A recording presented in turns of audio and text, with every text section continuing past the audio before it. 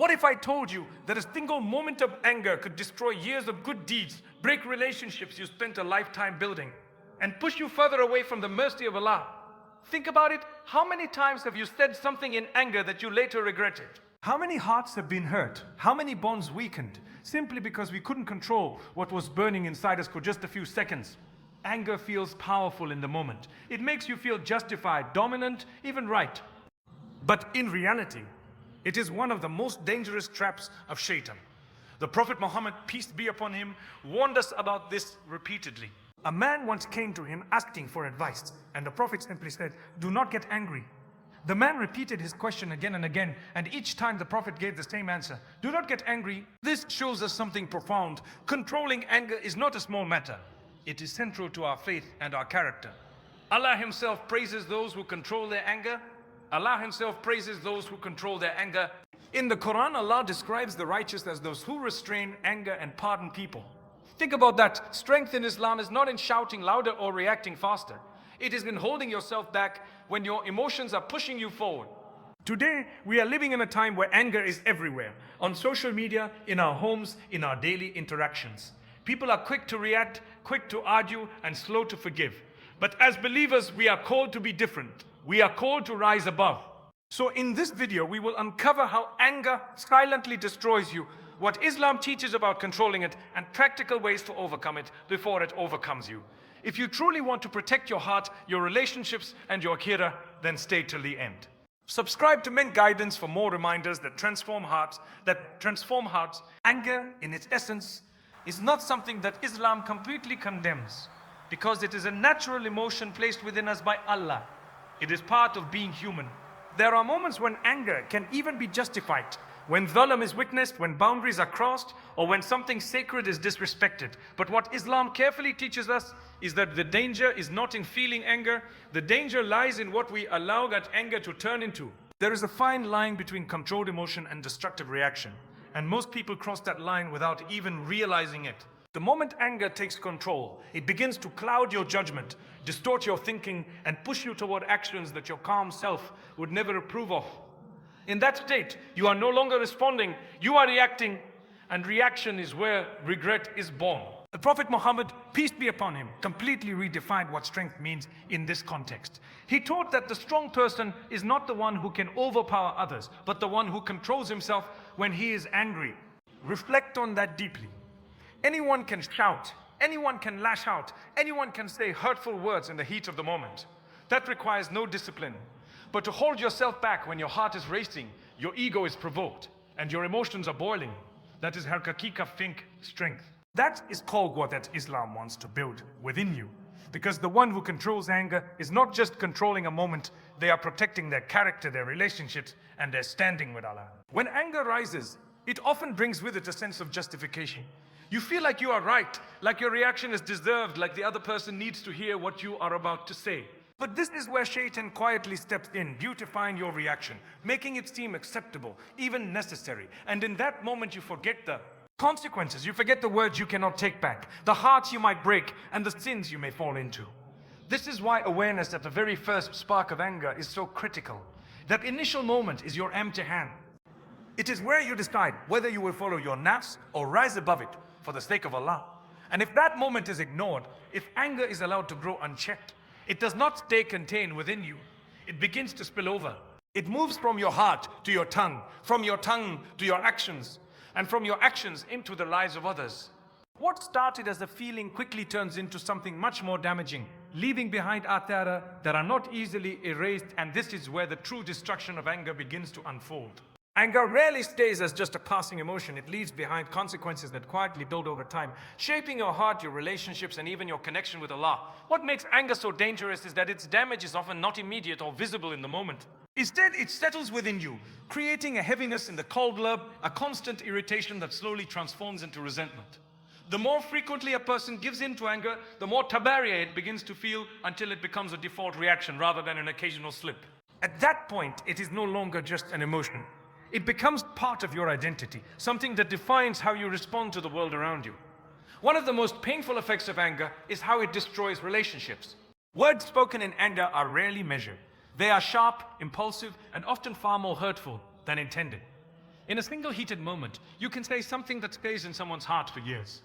Apologies may come later, regret may follow, but the atara of tickle kalimat often remains. Trust begins to weaken, respect starts to fade, and slowly dist, and forms between hearts that were once close. Many broken families, lost friendships, and strained relationships are not the result of major betrayals, but of repeated sasgriya moments of uncontrolled anger that piled up over time. Beyond relationships, anger has a deep spiritual cost. It opens doors to sins that a person might never have considered in a calm state. Harsh speech, backbiting, zulm, and even arrogance. When anger takes over, humility disappears, and the desire to win or prove a point becomes stronger than the desire to please Allah. In those moments, a shikshal may cross limits they never thought they would, only to realize afterward how far they have drifted. The Prophet, peace be upon him, warned about this influence, teaching that anger is fueled by Shaytan, which explains why it often feels so overwhelming and difficult to control. Over time, if anger is left unchecked, it begins to harden the heart. A person becomes less forgiving, less patient, and more reactive. Small issues start to feel like major provocations, and peace becomes harder to find. Even acts of worship can be affected because a come-by filled with constant irritation and resentment struggles to find sincerity and calmness in ibadat. This is how anger quietly distances a person, not just from others, but from their own inner peace and from Allah's rahmah. And yet, despite all this damage, Allah does not leave us without guidance. He does not simply warn us about anger. He shows us a higher path. A path where anger is restrained, hearts are softened, and forgiveness replaces resentment, opening the door to something far greater than just control. When we turn to the Quran, we find that Allah does not deny the existence of anger within us, nor does He command us to become emotionless. Instead, He elevates those who are able to rise above their impulses. Allah describes the people He loves as this: those who restrain their anger and pardon others. And this description carries a depth that is easy to overlook. Restraining anger does not mean the absence of anger. It means you feel it, you recognize it, but you choose not to let it control your actions. That choice in itself is an act of ibadah, because in that moment you are putting the command of Allah for your own emotions. There is something powerful in the way Allah links the restraint of anger with forgiveness. It is not enough to simply hold your anger inside while your heart remains filled with bitterness. True elevation comes when a person moves beyond that, when they let go of the desire to retaliate and instead choose to pardon. This is not easy. It requires sincerity, humility, and a qalbing that is connected to something greater than ego. Because anger often feeds on pride, the feeling that I have been wronged and I deserve to respond. But the Quran gently shifts that mindset, reminding you that your ultimate goal is not to win an argument or prove a point, but to earn the love of Allah. And reflect on that reward for a moment. Allah does not just acknowledge those who control their anger. He says He loves them. There is no greater maqam than being among those whom Allah loves. Think about how many opportunities we missed in our daily lives. Moments where we could have chosen silence over harsh words, patience over reaction, forgiveness over revenge, forgiveness over revenge. Each of those moments could have been a means of earning His love, yet they slip away when anger takes control. The Quran also teaches us that this dunya is a place of tests, and interactions with people are among the most difficult of those tests. People will hurt you, misunderstand you, zalim you, and disappoint you. If every reaction is based on anger, then life becomes a constant cycle of conflict and emotional exhaustion. But when guided by the Quran, a person begins to see these moments differently. Not as triggers to react, but as opportunities to rise. Opportunities to show sabr, to practice forgiveness, and to refine one's character for the sake of Allah. However, knowing this guidance is one thing, and living it is something else entirely. In the heat of the moment, when emotions are intense and the qalb deep feels overwhelmed, these teachings can feel distant unless there are clear, practical ways to apply them. Methods that bring these divine instructions into your everyday reactions before anger once again takes hold. Controlling anger is not just a theory in Islam, it is something the Prophet Muhammad, peace be upon him, taught with practical, simple actions that can be applied in the very moment anger begins to rise. Because the reality is when anger takes over, the mind becomes clouded and the lokil weakens. So what is needed in that moment is not a long lecture, but immediate steps that interrupt the shatat of the emotion. One of the first things the Prophet advised was to change your physical position. If you are standing, sit down. If you are sitting, lie down. This may seem simple, almost too easy, but there is deep wisdom behind it. Anger fuels physical tension and readiness to react, and by changing your posture, you are physically stepping away from that state. It forces a pause, and sometimes that pause is all that is needed to prevent a reaction that could lead to regret.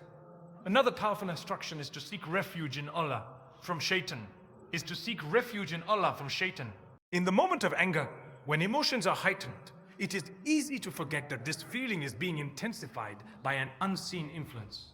The Prophet, peace be upon him, reminded us that anger comes from Shaytan, and simply saying, "I seek refuge in Allah from Shaytan," is not just a phrase, it is a conscious shift. It is a reminder that this reaction is not worth losing control of.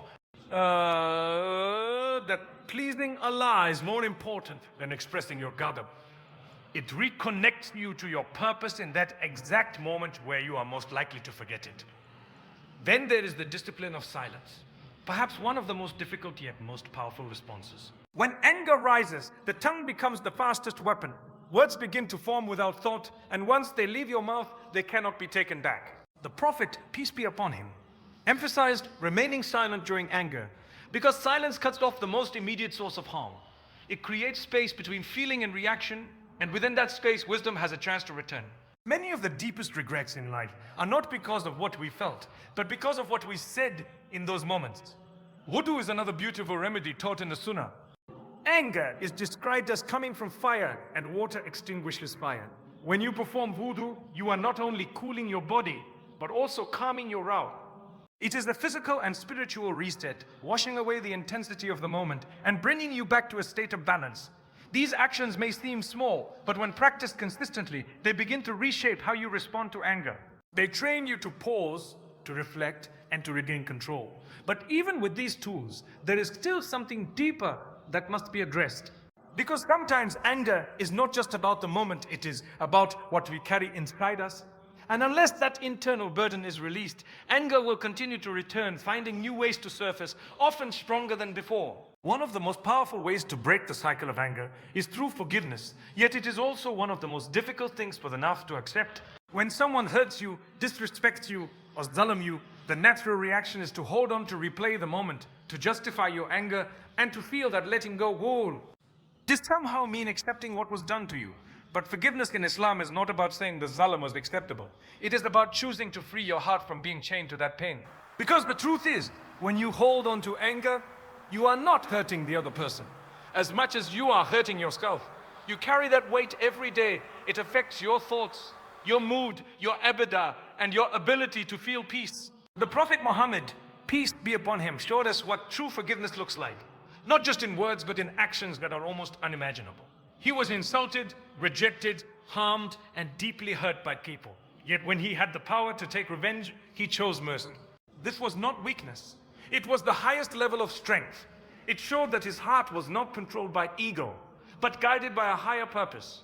When you forgive, you are following that same path. You are rising above the desire to retaliate and choosing what is better for your akhirah.